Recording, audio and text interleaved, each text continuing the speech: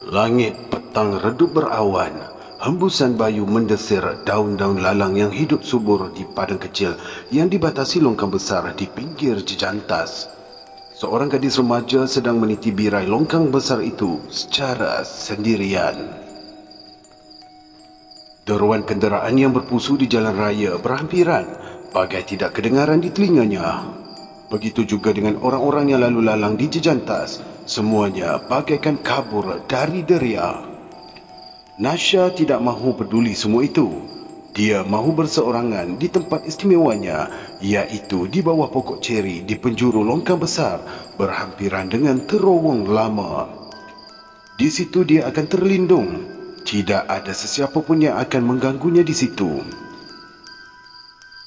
Nasha duduk di atas tembok longkang yang dinaungi oleh pokok ceri yang berkerapah tangkai dedaunannya merimbun bagaikan payung.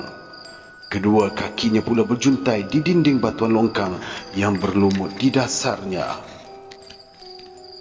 Dia merenung kosong pada aliran air longkang yang jernih mencelah di selirat kangkung yang menjalar. Renungan kosong yang menyimpan tekanan pergolakan di jiwa. Sejurus Nasha memuluk lututnya dan menyandarkan muka di lengan lalu mulalah menangis. Menangis penuh sendu sendirian. Tiada siapa yang tahu derita yang dialaminya kecuali seorang rakan yang menjadi tempat untuk mengadu. Namun rakannya itu tadi kelihatan seperti hendak mengelak daripadanya, dan kerana itulah dia merasa begitu sunyi sekali, begitu berseorangan. Dunia seolah menjadi begitu sempit sehingga dia berharap seekor garuda datang menyambar dirinya dan membawanya ke sebuah pulau yang jauh, atau munculnya puting beliung menyedut dia dari situ dan menghantar dirinya ke alam yang asing. Nasha terus merintih dalam keheningan alamnya sendiri, bersedih pilu mengenangkan derita dan kehambaan hidupnya. Kini dia merasakan tidak punya sesiapa lagi. Ibunya tidak faham, temannya pula menjauhkan diri. Nasha tidak mengerti mengapa semua itu berlaku kepada dirinya. Betapa sanggup rakannya itu tidak mengendahkannya tatkala dia begitu memerlukan teman setelah segala yang pernah dia lakukan untuknya. Dan kini teman itu menyisih bagai habis madu sepah dibuang. Dan perlahan-lahan amarah mulai memanjat ke tangkai jiwa. Sedih pilunya hampir bertukar menjadi benci dan dendam. Tidak disedari, seseorang sedang melangkah menghampirinya di belakang. Tiba-tiba, Nasha mendengar suatu bisikan suara, seakan menyapanya dari belakang. Nasha berpaling dengan linangan air mata dan tersentak kaku dengan nafas yang terhela. "Betul ke apa yang kau cakapkan ni?" tanya Azli memandang Lina yang menunduk muram ketika mereka berjalan pulang dari kelas tuition petang itu. Lina mengangguk sambil membetulkan tudung yang sengit ditarik tali beg sandangnya. "Ada orang nampak dia pergi dekat situ sorang-sorang," jawab Lina. Azli berkerut. Memang dia pernah mendengar cerita-cerita seram yang berlaku di terowong lama yang terletak di pinggir taman perumahan mereka itu. Kisah seperti suara perempuan ketawa dari dalam terowong dan susuk misteri yang muncul di muka terowong memanggil-manggil sesiapa sahaja yang lalu di situ. Entah betul entah tidak, kawasan itu dikatakan menjadi lebih keras sejak penemuan mayat seorang pelajar perempuan di terowong itu setahun lalu. Sebab kematiannya itu agak kabur. Setahu Azli, terowong itu telah pun dibina sejak kawasan itu masih lagi merupakan kawasan perkampungan yang kini sudah pun menjadi taman perumahan dan kawasan industri. Memang jarang benar orang menggunakan terowong itu untuk keseberang jalan, apatah lagi setelah jejantas dibina merentasi jalan raya yang semakin sibuk. Laluannya di dalam terowong itu agak bersemak dan banyak tumbuhan yang menjalar. Dindingnya kotor dan berlumut. Tiada sebab orang hendak lalu ke situ, malah penagih pun tidak berani layan ketagih di situ. Tapi sekarang Lina mengatakan Nasha telah pergi ke terowong itu seorang diri dan hilang tidak pulang-pulang ke rumah. Persoalannya, mengapakah Nasha ke terowong itu? Apakah yang dicarinya di situ? Azli mengeluh berat. Entah kenapa berita itu agak mengganggu fikirannya. Dia bukannya kenal sangat dengan Nasha, walaupun mereka tinggal di taman perumahan yang sama. Cuma dia tahu Nasha adalah pelajar tingkatan 3 yang bersekolah di Taman Srijaya di Jalan Air Panas. Emaknya pula menjual kuih di perhentian bas dan sesekali kelihatan Nasha menolong emaknya di situ. Mukanya selalu murung sahaja. Bapanya pula tidak tahu kerja apa, namun kerap nampak melepak di restoran Ashraf di bawah kedai snooker. Yang kenal betul dengan Nasha ialah Lina yang telah pun berkawan sejak dari sekolah rendah. Ramai yang cakap Nasha ni lari dari rumah, tapi entahlah, Lina berkata dengan nada yang keraguan. Azli merenung Lina setelah mendengar kata-kata daripada gadis tingkatan 4 yang duduk selang 2 rumah dari rumahnya. Namun Azli melihat Lina nampaknya seperti mengetahui sesuatu. Kenapa ni? Kenapa? Tanya Azli cuba mencungkil. Untuk beberapa ketika, Lina kelihatan seperti serba salah dan itu membuatkan Azli lebih ingin tahu apa sebenarnya yang bermain di fikiran gadis itu. Dia tu ada cakap apa-apa tak dengan kau? Soal Azli lagi. Kalau aku cakap, kau kena rahsiakan. Boleh? Ucap Lina menatap wajah Azli, ingin memastikan yang pemuda sebayanya itu boleh menyimpan rahsia. Azli tidak berfikir panjang lagi, terus mengangguk berkali-kali. Lina kemudian menunduk terfikir-fikir beberapa ketika, bagai berfikir 2 kali pula sama ada dia mahu menceritakan apa yang terpendam. Azli terus merenung Lina, ternanti-nanti. Sebenarnya, Nasha dia selalu pergi dekat situ. Dia kata tempat tu memang istimewa buat dia. Maksud kau terowong tu ke? Lina menggeleng. Bukan terowong tu, tapi kat tepi terowong tu, dekat padang lepas jejantas tu, ada pokok ceri besar kat situ. Jelas Lina. Azli terangguk-angguk tahu tempat yang dikatakan. Padang kecil yang penuh dengan lalang. Memang ada sebatang pokok ceri besar di penjuru padang itu dan sudut itu agak tersorok daripada pandangan orang yang turun naik di jejantas, apatah lagi dari jalan raya di atas terowong. Okey, lepas tu Azli berkerut. Takkan itu sahaja rahsianya, fikir Azli. Dalam 2 minggu lepas, Nasha dia ada bagi tahu aku. Pernah sekali tu masa dia duduk di bawah pokok ceri tu, dia macam ada dengar orang panggil dia dari dalam terowong tu. Lepas tu dia kata dia nampak. Tiba-tiba Lina berhenti melangkah dan terputus kata, matanya bulat memandang ke hadapan. Azli hairan lalu spontan memandang ke arah yang sama. Rupanya mereka telah pun tiba di kaki tangga naik ke jejantas dan kira-kira 15 meter ke hadapan adalah terowong yang dikatakan kelihatan begitu sunyi dan menyeramkan. Walaupun hari masih terang, namun terowong selebar 15 kaki dan sepanjang 30 meter itu nampak kelam sahaja. Tidak semena-mena, Lina terus menarik lengan baju Azli untuk naik ke tangga konkrit seolah-olah mahu lari dari terowong tersebut. Setelah itu, Lina tidak mahu bercakap-cakap lagi walaupun Azli mendesak mahu tahu apa yang Nasha nampak. Namun Lina terus membisu membuatkan Azli kemudian bagi merajuk ikut diam. Setiba di seberang jalan setelah merentasi jejantas, Lina berhenti melangkah. Dia menoleh ke arah pokok ceri di tepi longkang besar. Terbayang Nasha duduk di situ berseorangan. Lina tersebak. Azli yang terlajak ke hadapan pun ikut berhenti dan menoleh kepada Lina. Kau lupakan sajalah apa yang aku cakap tadi. Tiba-tiba Lina bersuara sambil mengesat air matanya yang tergenang di kelopak mata.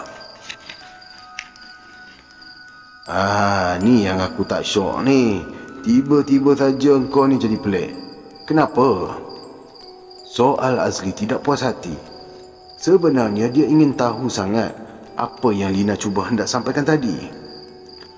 Lupakanlah saja, ketus Lina lantas meneruskan langkah. Azli tergiling-giling sebal. Hei, aku perempuan ni. Gerutu Azli dalam hati memandang Lina yang kini berjalan bagai tidak mempedulikannya lagi. Malam itu seusai solat isyak di surau, seperti biasa Azli membonceng motosikal bersama ayahnya pulang ke rumah. Di sepanjang jalan dia masih lagi terus terfikir-fikir tentang kelakuan ganjil Lina pada petang tadi. Malah di dalam solat pun dia terkenangkan perkara itu. Abah tahu apa-apa cerita tak pasal terowong lama dekat Jejantas tu? Tiba-tiba Azli bertanya. Kenapa pula yang kau tanya macam ni? Soal bapanya pula yang menunggang Honda Cup-nya dengan perlahan. Ekor serbannya terbuai-buai di tolak angin. Azli termangu sejenak. Sebenarnya dia sendiri hairan mengapa kini dia ingin benar tahu tentang terowong tersebut. Abah tahu tak pasal budak perempuan yang hilang tu? Oh, budak yang lari dari rumah tu. Mana Abah tahu pula dia lari rumah? Abah dengar macam tu lah. Dah kenapa dengan dia? Bapa Azli separuh menoleh. Kawan Az cakap dia hilang kat terowong tu. Dan dia bukannya lari daripada rumah. Azli cuba menerangkan apa yang dia tahu. Bapa Azli terdiam. Motosikal mereka kini sudah masuk ke jalan rumah teres mereka. Kelihatan beberapa orang budak sedang bermain-main dengan basikal di sekitar jalanan. Seorang daripada mereka adalah adik perempuan Azli yang berumur 10 tahun. Ah Leong, sang pomen yang sedang mengelak Jeep Jimmy miliknya di bawah tiang lampu jalan, mengangkat tangan menyapa mereka yang segera dibalas oleh bapa Azli. Jiran mereka yang seorang itu pula memang suka membasuh keretanya pada malam-malam di bawah tiang lampu. Sekelompok wanita berumur kelihatan duduk bersembang di tembok di hadapan rumah. Fatin, jangan main jauh-jauh ya, tegur bapa Azli ketika melewati kumpulan anak-anak itu. Memang kalau tidak ditegur, anak perempuannya itu akan merayap entah ke mana-mana dengan basikalnya. Adik Azli yang entah dengar entah tidak itu girang sahaja berkejaran dengan kawan-kawannya, sementara Azli terjenguk-jenguk mengintai kelibat Lina ketika melintasi rumahnya sebelum motosikal yang ditunggangi mereka memasuki anjung rumah. Bapa Azli mematikan enjin motor di sisi kereta Protonnya. Azli pun turun lalu terjegat berdiri memandang bapanya. Dari dalam rumah kedengaran suara Emak Azli sedang bercakap-cakap dengan seseorang melalui telefon seiring dengan suara dari peti televisyen. Macam mana, bah? Tanya Azli sebaik sahaja bapanya turun dari motosikal. Macam mana apa? Soal bapa Azli berkerut. Cerita pasal terowong tu lah. Azli mengingatkan tentang pertanyaannya tadi yang masih belum terjawab. Bapa Azli terangguk lalu mengeluh kecil merenung Azli. Hairan juga dia mengapa anak lelaki sulungnya itu beria benar berminat dengan terowong lama itu. Terowong tu dari zaman sebelum mereka lagi dah ada. Masa tu kawasan rumah kita ni masih lagi kampung dan ladang getah lagi. Rasanya terowong tu pernah roboh sekali dulu. Kemudian kerajaan bina semula dengan konkrit. Itu je lah yang abah tahu. Jelas bapa Azli memandang anaknya yang mendengar dengan penuh perhatian. Azli agak hampa mendengar kata-kata bapanya. Maklumat itu tidak begitu memuaskan perasaan ingin tahunya. Bapa Azli pun berpaling mahu masuk ke dalam rumahnya. Pinjam motor lah, bah. Nak keluar kejap. Minta Azli yang sudah pun naik semula ke atas motosikal. Kau jangan nak lambat balik jangan nak lambat balik sangat ya. Ketus bapa Azli sambil melangkah masuk ke dalam rumah seraya memberi salam. Azli pun menghidupkan enjin motor. Ketika mengundur ke luar pagar, Fatin muncul dengan basikalnya. Abang nak pergi mana? Tanya Fatin dengan mata bulatnya. Abang nak keluar jumpa kawan. Nak ikut? Minta Fatin galak. Tak boleh, balas Azli lalu memecut motosikal. Azli menghalakan motosikalnya ke arah warung roti canai Cik Imah di tepi Dewan Badminton. Suatu rutin wajib terutama pada malam Sabtu seperti hari itu, apatah lagi dengan cuti yang bakal menjelang minggu hadapan. Di sana, Man Senget, Rafi, Ali Bojeng dan juga Oji menunggu. Kesemua mereka termasuk Azli adalah korum tetap di meja Cik Imah. Dan bagai yang diduga, kisah kehilangan Nasha menjadi tajuk utama yang begitu rancak diperkatakan. Budak-budak perempuan sekarang memang berani semacam. Keluar jalan seorang-seorang, kenal budak lelaki kang main ikut je, tak ingat mak bapak dah. Lepas tu bila kena marah kang terus lari rumah. Oji mengomel bagai seorang pakcik sahaja gayanya sambil mengunyah roti canai. Orangnya pendek tetapi mempunyai tubuh atletik. Seorang ahli pasukan bola sepak untuk Taman Sri Selasih. Cakap Oji diangguk-anggukkan oleh Man Sengit. Dipanggil Man Sengit kerana apabila dia tersenyum, mulutnya sebelah sahaja yang senyum naik ke atas, sementara sebelah lagi tetap begitu juga, bagai tidak faham apa yang disenyumkannya. Aku dengar mak dia dah macam sayur, lembik nangis. Salah ahli bojeng pula yang menggempal tubuhnya. Rambutnya pendek seperti rambut askar. Dulunya dia ada seekor kucing yang dipanggil Bojeng. Bila kucingnya keluar merayau dari rumah, Ali akan berteriak memanggil-manggil kucingnya dengan kuat sehingga satu taman dengar. Maka orang pun gelarlah dia sebagai Ali Bojeng. Tapi betul ke dia tu lari daripada rumah? Tanya Rafi yang merupakan ahli termuda kor mereka. Baru saja tingkatan 1. Orangnya comel berkulit cerah. Keluarganya pula baru berpindah ke Taman Sri Selasih kira-kira 8 bulan yang lalu. Ibunya bekas ratu dan kakaknya pula dikira gadis paling cantik di taman perumahan mereka. Sebab itulah mereka berkawan dengan Rafi. Oji mahupun Ali Bojeng selalu bergelagak abang kepada Rafi dan seolah-olah ada perlumbaan antara kedua mereka untuk merebut kakak Rafi. Kalau pun tak lari rumah, confirm kena culik ni, balas Oji selamba. Itu tak boleh, itu pun boleh jadi juga tu, boleh jadi. Culik dan jual macam cerita Taken, sambung Ali Bojeng dengan muka yang serius. Kau orang ni jangan nak memandai-mandai, ikut sedap mulut cakap tu. Kalau didengar dek mak dia karang, jerkah Cik Imah yang muncul di meja dengan air yang dipesan oleh Azli. Rupa-rupanya sejak tadi dalam diam dia mendengar sahaja cakap-cakap kumpulan remaja itu.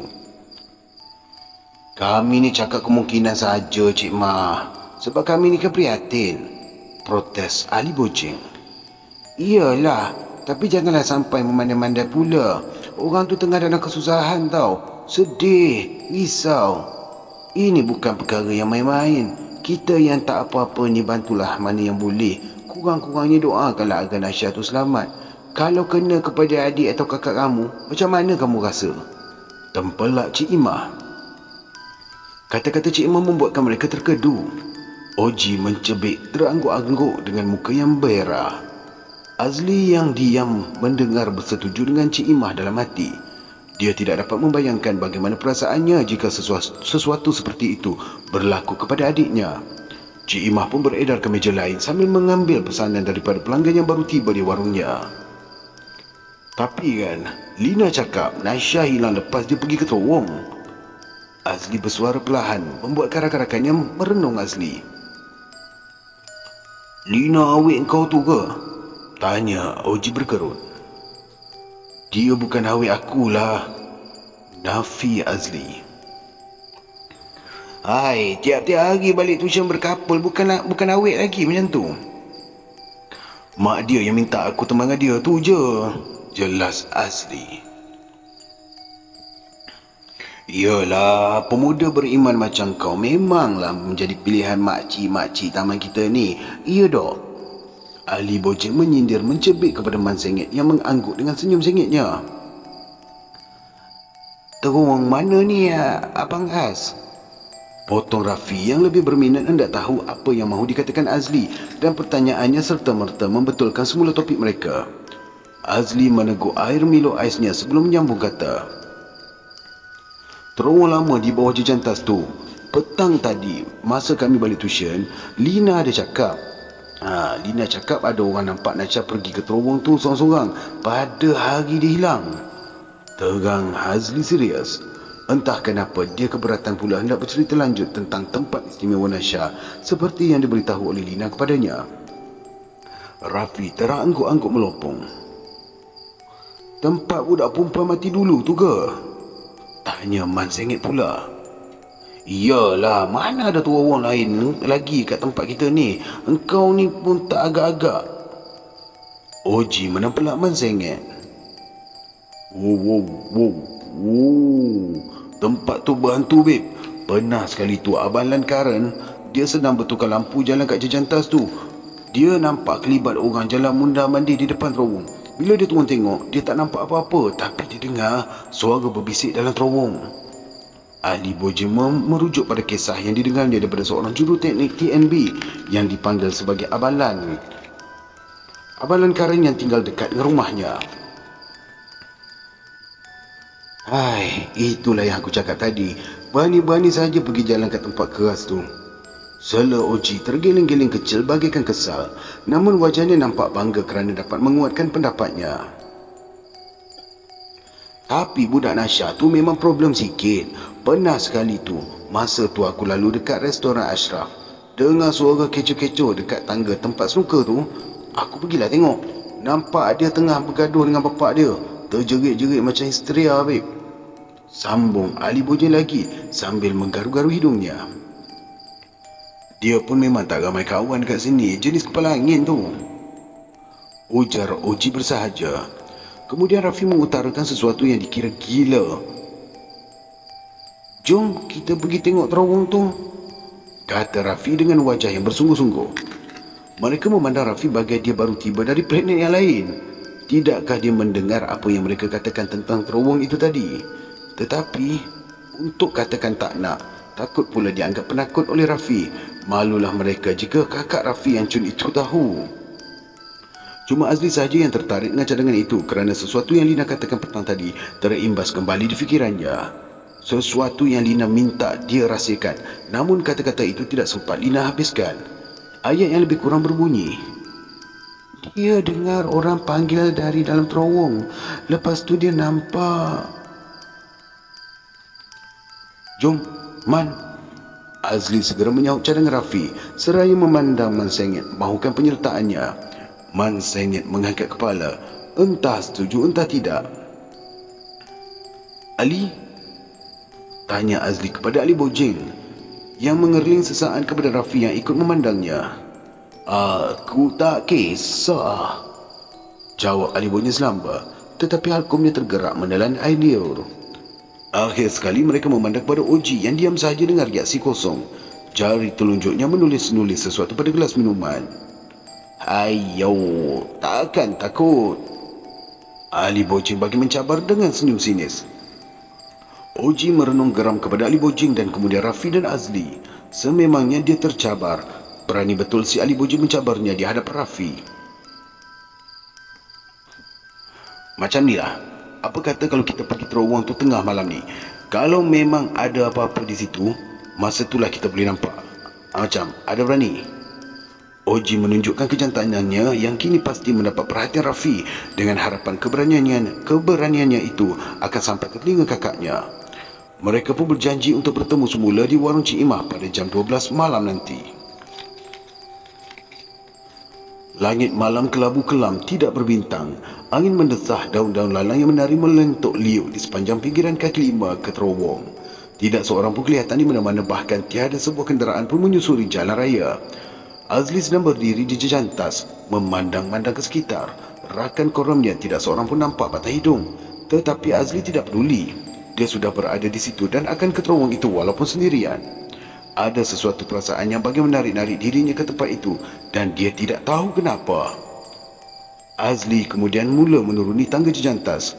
Angin semakin keras bertiup mendesir dan bersiulan. Cahaya dari tiang lampu di tepi jalan berkelip-kelip bagaikan mahu padam.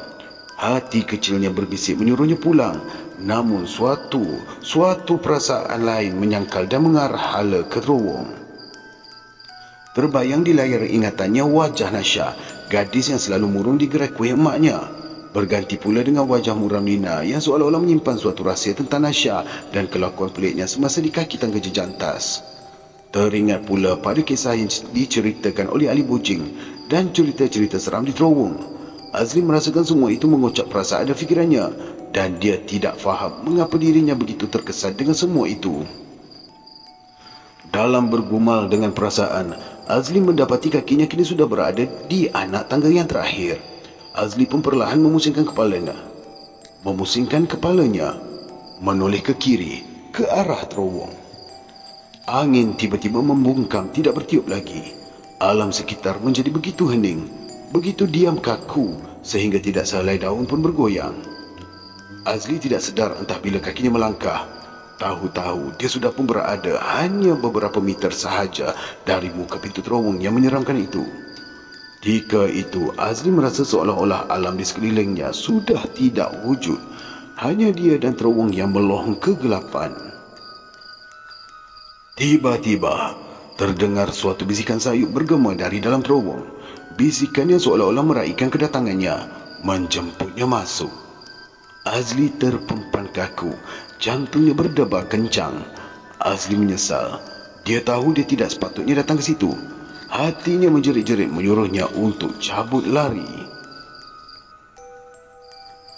Sekonyong-konyong sesusuk tubuh muncul di muka terowong dengan wajah yang kabur. Azli cuba berpaling, hendak lari. Tapi dia mendapati tubuhnya terasa begitu penat dan berat. Tengkuknya pula terkejang. Nafasnya terasa sesak. Azli membuka mulut mahu menjerit. Tetapi serentak itu juga susuk yang berwajah kabur itu tiba-tiba terus melayang laju dan berhadapan dengannya. Wajah susuk itu pucat bagaikan mayat dan kelihatan begitu muram. Susuk itu ialah Nasha. Azli tersentak jaga, separuh bangun dari katilnya sambil beristighfar berkali-kali. Sejurus dia mengeluh lega, dia bermimpi rupanya. Tiba-tiba Azli teringatkan sesuatu, lantas mencapai jam lucing dari atas meja tulisnya di tepi katil. Jam pendaftar pada jam itu menunjukkan pukul 4 pagi. Aduh mak, dah terlajak Getus hati Azli kesal. Sebenarnya dia hanya berbaring saja di atas katilnya selepas pulang dari warung Cik Imah pada malam tadi. Memang dia berniat untuk keluar semula lewat malam nanti untuk ke terowong itu, seperti yang telah dirancangkan oleh mereka. Tetapi dia telah tertidur lena, malah bermimpi pula. Sekarang dia pasti ahli koramnya akan mengamuk kerana dia tidak muncul. Dari pintu bilik yang terbuka, Azli mendengar suara bapanya perlahan membacakan ayat suci Al-Quran. Azli melepaskan nafas panjang, kemudian menggosok-gosok mukanya. Sejurus dia bangun dan menjenguk ke sudut solat di penjuru rumah makan. Kelihatan bapanya sedang solat, tentunya bertahajud. Azli pun melangkah ke bilik air dan mengambil wuduk. Mentari pagi sudah segalah tingginya dari kaki langit. Rumah kedai sederet yang terletak di seberang jalan Padang Bola agak sibuk dengan aktiviti penghuni Taman Sri Selasih. Ramainya kedai runcit Nyonya Siong. Restoran Ashraf juga meriah dengan pelanggan. Pemain Alim pula kelihatan baru saja membuka kedai servisnya yang terletak di hujung blok. Itu pun sudah ada pelanggan yang menunggu Alim membaiki kenderaan mereka. Azli yang tadinya ke kedai runcit Nyonya Siong membeli barang dapur yang dipesan oleh maknya berhenti di hadapan kedai gunting yang berkongsi premis dengan kedai baju terpakai. Dia sedang terfikir-fikir untuk menggunting rambut tatkala melihat Ali Bojen dan Mas Sengit menunggang motosikal menuju ke arahnya. "Sorry lah weh, aku terlena lah malam tadi," ujar Azli sebaik saja Ali Bojen dan Mas Sengit berhenti di kaki lima rumah kedai. "Sorry menda, aku pun tak pergilah," balas Ali Bojen tersengih. "Ya ke? Kau Lakman?" tanya Azli memandang Man Sengit yang terus tergila-gila dengan senyum sengitnya. "Habis tu uji dengan Rafi?" "Entahlah, aku tak jumpa dia orang lagi pagi ni. Tadi aku ke rumah kau, adik kau cakap kau ke kedai. Aku nampak polis datang ke rumah Lina tadi, kau tahu ke?" kata Ali Bojen dengan muka serius berpeluh. Azli menggiling, hatinya berderau pula apabila mendengar berita itu. "Mesti pasal Kinasha tu," sahut Man Sengit. Jap, hantar aku balik rumah kejap," gesa Azli. Entah kenapa tiba-tiba sahaja dia mahu melihat sendiri kehadiran polis di rumah Lina. "Kau ni manalah boleh naik motor tiga, kan kena tahan polis nanti," tingkah Ali Bojeng. "Kau tunggulah sini kejap sementara Man hantar aku," desak Azli mendekatkan diri yang hendak membonceng. "Alah, ya." Ali Bojeng mengalah lalu turun daripada motosikal. Azli segera meletakkan plastik berisi barang dapur ke dalam bakul motosikal, lalu duduk di belakang. "Woi, kau jangan lambat pula," jerit Ali Bojim merhatikan Man Sengit memacu beredar bersama dengan Azli. Sekejap saja mereka tiba di jalan masuk rumah Azli. Azli menyuruh Man Sengit berhenti di simpan jalan masuk itu kerana dia mahu berjalan sendiri untuk meninjau rumah Lina. Memang benar, terdapat kereta polis di situ. "Kau dengan Ali Bojim pergi cari Oji dan Rafi.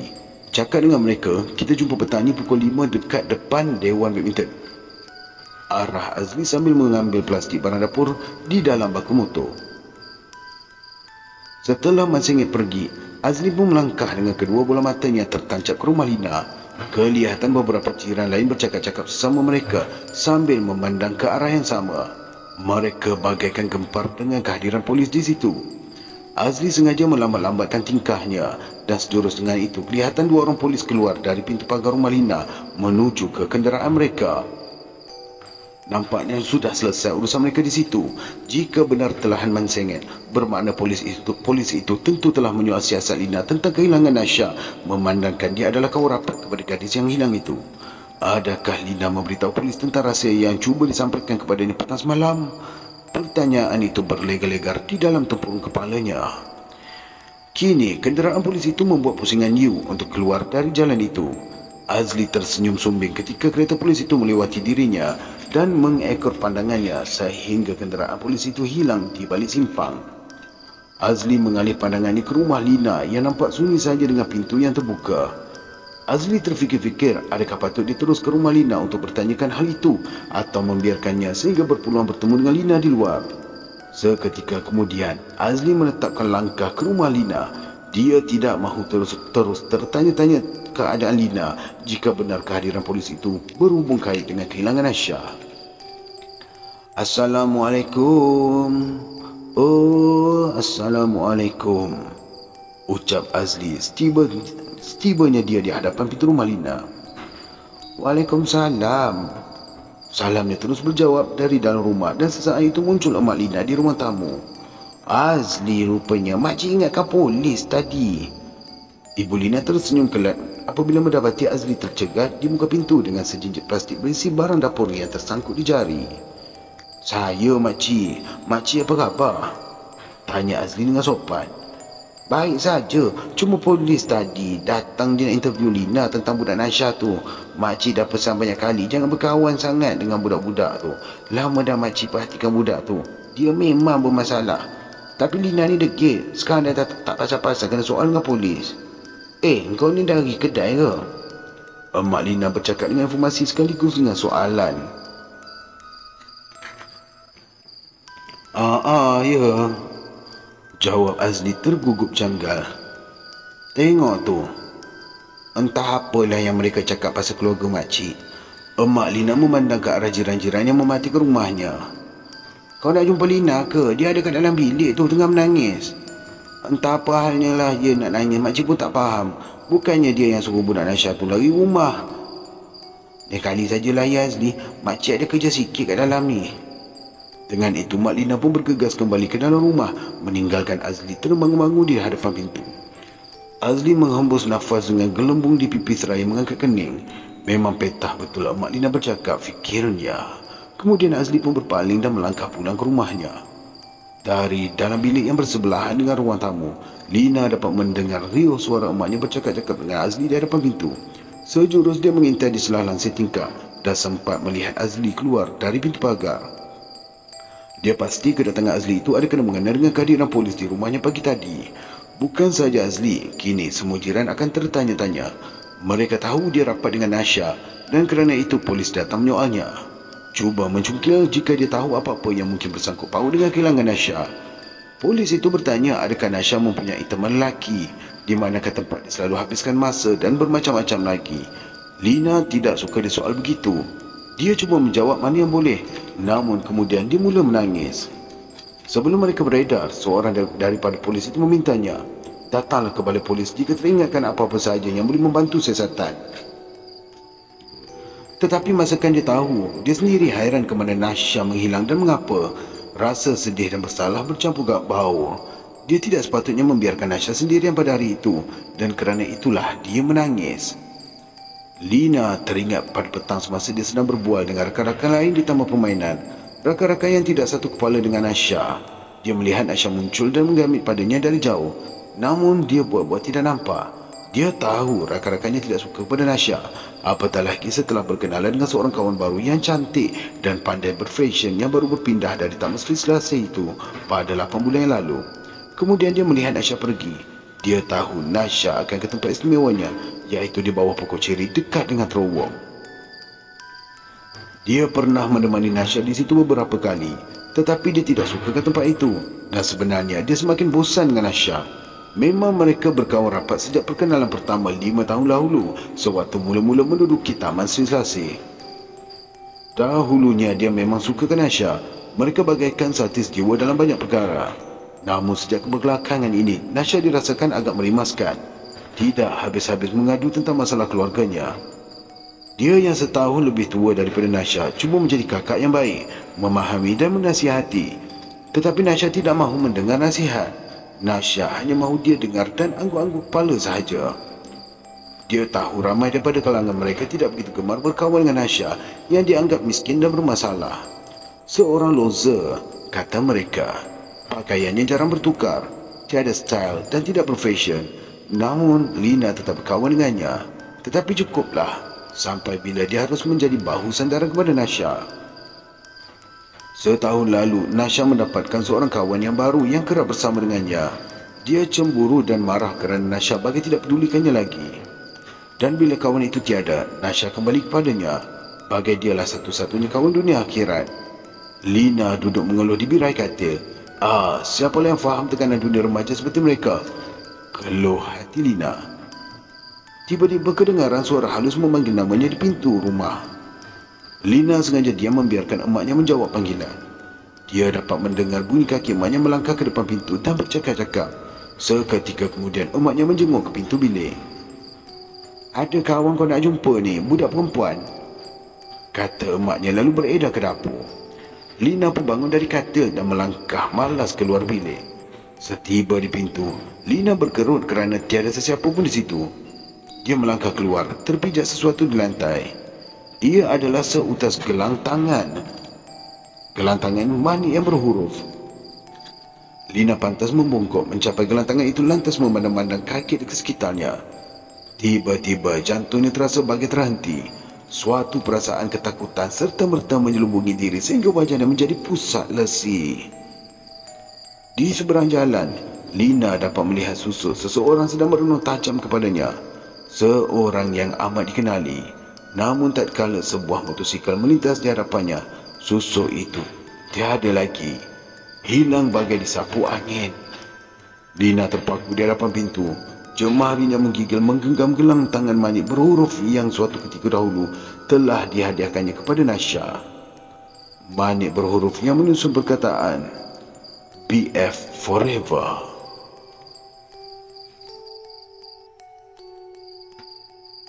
Mana Rafi? Tanya Azli sebaik saja dia tiba di perkarangan Dewan Badminton pada petang itu dengan motosikal bapanya. Semua ahli koramnya ada di situ kecualilah Rafi. Ada yang menggeleng dan ada juga yang mengangkat bahu tidak tahu. Dari dalam dewan dapat didengari hiruk pikuk suara orang yang bermain badminton. Korang ni tak pergi rumah dia ke pagi tadi? Soal Azli menoleh kepada Man Sengit dan Ali Boceng. Pergi dah. Tapi dah tak ada orang kat rumah, balas Ali Boceng. Biar aku telefon dulu rumah dia. Pantas Oji mengeluarkan telefon bimbitnya. Ali Boceng menjeling. Dia tahu Oji sengaja mahu mencari peluang bercakap dengan kakak Rafi. Sejurus mereka diam mendengar Oji memberi salam dan bercakap dengan seseorang. Makcik, saya Fauzi ni. Rafi ada. Suara Oji agak tergugup. Ali Boceng tersenyum. Tak apalah. Terima kasih makcik ya. Assalamualaikum. Oji pun menekan butang telefon dan memandang rakan-rakannya. Rafi demamlah, ketusnya dengan mata yang terkebil-kebil. Azli berkerut terfikir dengan sesuatu. Kemudian dia memandang Oji. Kau datang malam tadi? Datang. Tapi aku tengok siapa pun tak ada, aku pun baliklah. Jawab Oji. Kenapa ni Az? Lain macam je aku tengok, kata Ali Bojeng apabila melihat Azli menunduk berkerut-kerut. Aku rasalah malam tadi Rafi ni dia pergi sorang-sorang dekat terowong tu, ketus Azli merenung mereka. Aku nak pergi tengok dia lah, sambungnya lagi, lalu terus menghenjut engkol menghidupkan motosikal. Masing-masing pun bergegas sama menghidupkan motosikal. Oji dengan motosikalnya, manakala Ali Bojeng pula membonceng di belakang Mansengit. Sejurus, ketiga-tiga buah kapcai bagi berlumba di jalanan perumahan menuju ke blok rumah teras 2 tingkat. Sebentar sahaja mereka telah pun berada di hadapan pintu pagar rumah keluarga Rafi sambil menongkat motosikal masing-masing. Oji membetul-betulkan rambutnya yang tebal hitam berkilat, manakala Ali Bojeng pula mengemas-ngemaskan kemeja tee berkolar yang tersarung di badan. Azli pula meninjau-ninjau di hadapan rumah tersebut, kemudian memberi salam. Sejurus kemudian, seorang gadis yang tinggi lampai memakai skarf muncul di pintu menjawab salam. Oji terus menguntum senyuman maconya. Ali Bojeng tersengih-sengih bagaikan kerang busuk. Man Sengit pula senyum dengan senyum sengitnya. Nak jumpa Rafi ke? Tanya Farah lembut. Dia mengenali kumpulan remaja lelaki itu sebagai kawan-kawan adiknya. Belum pun sempat Azli menjawab, Oji pantas mendahului. Tadi saya ada telefon. Katanya Rafi demam. Tu yang kami datang ni, kata Oji yang nada suaranya kini kedengaran seperti lelaki dewasa sahaja bunyinya. Farah sihat? Ali Bojeng pula bertanya dalam masa yang sama mengempiskan sedikit perutnya agar tidak kelihatan terlalu buncit. Farah yang berseluar jin dan berbaju blouse tersenyum mengangguk sambil melangkah ke pintu pagar rumah untuk membukakan selak. Pergerakan Farah kelihatan seperti gerak perlahan sahaja pada pandangan Oji dan Ali Bojeng yang sedang terpegun dengan keayuan gadis yang sebaya dengan mereka itu. Kulitnya agak kuning langsat, tidak secerah kulit Rafi, tetapi licin, gebu dan bersih. Raut wajahnya pula yang kecil bujur telur begitu manis dengan bibir merah yang seakan bibir Angelina Jolie. Puncak hidungnya pula yang mancung menerbitkan bintik-bintik pelus halus seperti embun di pagi hari. Alis matanya hitam, tajam seraus bersepadanan dengan bulu matanya yang hitam tebal dan melentik. Ketika itu, Oji maupun Ali Bojeng terasa bagai sedang berlari-lari di suatu taman yang indah. Emak dengan ayah ada ke? Tanya Azli ketika Farah membuka pintu pagar. Emak saja ada, ayah dah keluar. Masuklah, Rafi tu ada dekat atas, di dalam bilik. Nanti saya bagi tahu dengan mak yang korang semua datang, jawab Farah mempersilakan mereka masuk. Beberapa minit kemudian, Azli, Oji, Ali Bojeng dan Man Sengit berkerumun di sisi katil Rafi. Ali korem termuda mereka itu sedang duduk menghadap mereka dengan memakai sweater kerana biliknya berhawa dingin. Rafi tidaklah demam teruk seperti yang disangka, namun wajahnya nampak sedikit pucat. Memang aku ada pergi malam tadi. Aku tunggu juga korang. Tapi bila dah tak ada siapa pun datang, aku pun pergilah sorang-sorang ke terowong tu, jelas Rafi mengesahkan cakapan Azli. Kau ada nampak apa-apa ke? Soal Oji dan Ali Bojeng hampir serentak. Rafi merenung mereka berjurus-jurus dan kemudian mengangguk. Apa yang kau nampak? Tanya Man Sengit pula, sedangkan dengan mulutnya yang ternganga. Rafi tunduk membungkam beberapa ketika. Tak tahulah, rasa macam mimpi saja masa tu. Akhirnya Rafi menjawab. Namun kepalanya tetap menunduk, kelihatannya seperti serba salah sahaja. Rafi, kalau betul kau ada nampak apa-apa, kau bagi tahulah. Kau jangan cuba nak sorok, gesa Azli merenung budak lelaki tingkatan satu itu. Rafi mendongak menatap wajah Azli seperti mahu menceritakan sesuatu, tetapi kemudian mengeluh dan diam sahaja, tidak bercakap lagi. Wajahnya yang angkat pucat itu nampak tegang, seperti takut-takut. Azli mengeluh. Rafi nampaknya seolah-olah begitu keberatan untuk menyatakan sesuatu dan dia tidak mahu memaksa Rafi dalam keadaannya yang begitu. Namun, dia pasti budak itu sememangnya telah melihat sesuatu di terowong itu pada malam tadi. Azli pun mengajak rakan-rakannya beredar untuk membiarkan Rafi menenteramkan dirinya di bilik. Oji, Ali Bojeng dan Man Sengit pun akur. Lain kali jangan pergi sorang-sorang lagi kalau kami tak ada. Kalau apa-apa jadi dekat kau nanti kami juga yang susah, pesan Oji dengan nada prihatin. Dia sudah pun berada di muka pintu hendak turun ke bawah. Ali Bojeng mengeluh panjang sambil tergeleng-gelengkan kepalanya dengan wajah kesal berpeluk tubuh memandang Rafi yang duduk termenung sahaja di katilnya. Kemudian dia menurut jejak Oji keluar dari bilik. Man sengit menunduk dan mengangkat jari telunjuknya pada Rafi. Lain kali kau jangan berani-gani sangat, katanya lalu beredar. Azli yang paling akhir bangkit dari sisi katil dan berpaling mau pergi. Abang Az, panggil Rafi dengan suara yang perlahan. Azli menoleh semula ke arah Rafi. Jelas terpamer di wajahnya semacam ada sesuatu yang hendak diluahkan. Namun Rafi menunduk semula. Tak apalah bang, kata Rafi. Azli mengeluh, terangguk-angguk kecil. Cari aku kalau ada perkara yang kau nak cerita. Okey? Ucap Azli sejurus keluar dari bilik dan menutup pintu. Ketika menuruni tangga ke tingkat bawah, Azli mulai terfikir yang kelakuan Rafi itu tadi sama seperti keadaan Lina semasa mereka berada di Jejantas pada petang semalam. Mereka seolah-olah telah melihat sesuatu yang membuatkan mereka bagaikan dalam ketakutan, dan perkara itu kini benar-benar meresahkannya. Di ruang tamu Azli, maafkan saya. Di ruang tamu, Azli mendapati Oji, Ali Bojeng dan Man Sengit sedang menghadapi hidangan ringan di meja ruang tamu. Farah ada bersama dengan mereka, duduk bersimpuh di sofa berhampiran. Emak Rafi tidak kelihatan, namun kedengaran suaranya bercakap dengan seseorang dari arah dapur. Farah terus menjemput Azli untuk duduk minum bersama apabila melihatnya turun dari tingkat atas. Farah ke yang buat kuih ni? Sedap betul ni. Salah si Ali Bojeng bersungguh-sungguh sambil merata roti puri cecah kuah kari. Berkerak-keruk bunyi kunyahannya dari mulutnya. Bukanlah, ini Mak Farah yang buat ni. Dia memang suka buat kuih petang-petang, jawab Farah tersenyum. Tak kira lah Farah ke Mak Farah yang buat. Memang sedap betul. Rasa macam nak buat balik je sikit. Oji mula memuji. Boleh. Farah tertawa kecil. Azli datang duduk di meja bersama-sama dengan mereka. Awak tak minum? Tanyanya kepada Farah ketika mengangkat cawan teh yang terhidang. Dah minum tadi. Azli, awak ni sama kelas tuition dengan Lina kan? Tanya Farah.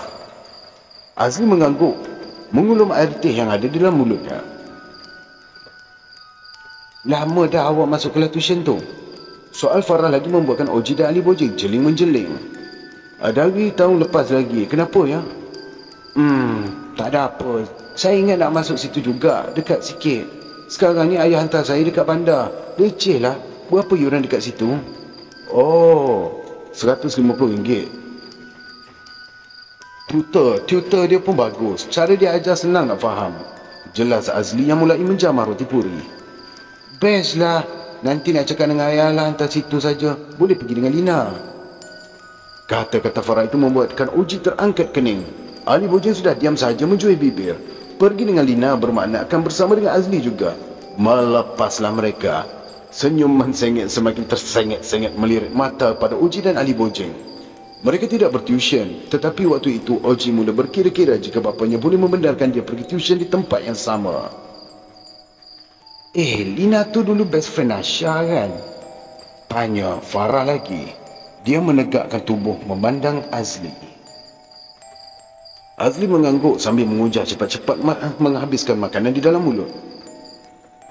Rasanya lah diorang ni dah berkawan dari darjah 6 sejak mereka tinggal di sini lagi. Terangnya. Kasihanlah Nasha tu. Betul ke dia tu lari dari rumah? Tanya Farah lalu bangkit dari sofa dan duduk di kerusi meja makan di sebelah Azli. Oji dan Ali Bojeng semakin tidak senang duduk. Azli menggeleng. Tak tahulah. Polis masih lagi siasat tu. Saya ni tak berapa kenal dengan dia. Tapi saya ingat hari yang sebelum dia hilang tu, saya ada nampak dia dari jauh. Tapi lepas tu dia pergi tak tahu ke mana. Masa tu Lina pun ada bersama dengan Syida dan Anis. Saya perasan yang Lina ada pandang pada Nasha. Tapi dia macam buat-buat tak nampak. Saya tanya dia kenapa tak panggil Nasha tu. Lina kata dia dah tak geng dah dengan Nasha. Farah menerangkan. Azli tertegun mendengar cerita Farah. Dia kenal Shina dan Anis yang disebutkan. Mereka adalah rakan klik Lina dan kerap kelihatan bersama. Informasi itu membuatkan dia mula berfikir sesuatu tentang rakan sekelas tuition itu. Dia tidak menyangka rupa-rupanya Lina boleh berkelakuan demikian. Apakah sebenarnya Lina telah berpatah arang dengan Nasha? Jika benar, maka apakah puncanya? Adakah perkara itu yang menyebabkan Nasha menghilang diri? Banyak benar persoalan yang kini menujah-nujah di fikirannya. Beberapa minit kemudian, kawan berempat itu pun meninggal ke rumah Rafi. Di tengah jalan, Azli memberhentikan motosikal yang membuatkan Oji dan Man Sengit yang terlajak ke depan ikut berhenti. Sekarang ni, jom kita pergi terowong tu sekarang. Ajak Azli berteriak kepada ahli kurumnya. Buat apa? Dah petang sangat dah ni. Tingkah si Oji meninggi suara. Sempat lagi ni, aku nak tinjau situ sekejap. Balas Azli lantas memulas pendikit minyak memujuk kapca bapanya ke jalan menuju ke jejantas. Mahu tak mahu, kawan bertiga itu akur juga mengekori. Petang sudah agak tua. Mentari semakin merangkak turun ke ufuk barat. Namun cahayanya masih lagi memancar terang di awan kuning keemasan. Azli dan kumpulannya meletakkan motosikal mereka di bawah pokok ketapang yang terletak di pinggir lorong jalan kaki ke jejantas.